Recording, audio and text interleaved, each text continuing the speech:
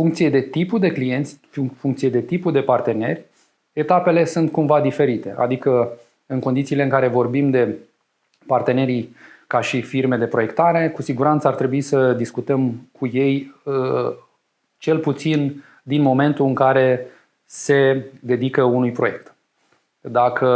Și aici vorbim practic de se dedică asupra proiectului pentru realizarea proiectului, nu pentru a realiza sau a executa proiectul respectiv. După care există o fază care practic este următoarea după faza proiectării, este cea a execuției propriu-zise. În faza respectivă, cu siguranță, ar trebui să ne ducem către firmele de instalații, doar că aceste etape cumva sunt diferite.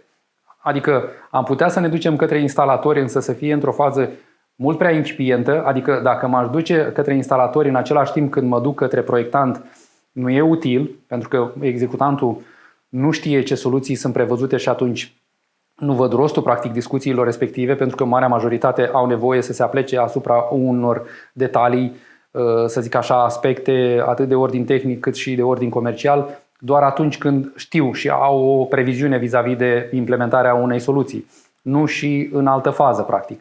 Adică e inutil să vorbesc cu un executant, cu un instalator din faza proiectului, pentru că în etapa respectivă pur și simplu îl depășește pe el și nici nu îl interesează.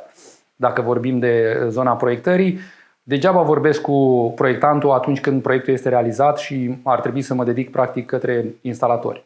Deci cumva sunt etape diferite ale proiectului și cu siguranță de fiecare dată ar trebui să vorbim cel puțin din etapa în care se realizează fiecare din aceste etape. Adică dacă vorbim de proiectare, din faza de proiectare, dacă vorbim de execuție, din faza de execuție. Pentru că fiecare din ele, odată trecute peste, nu mai poți interveni sau nu mai poți, practic, nu mai poți pune amprenta, în egală măsură nu poți ajuta partenerul respectiv.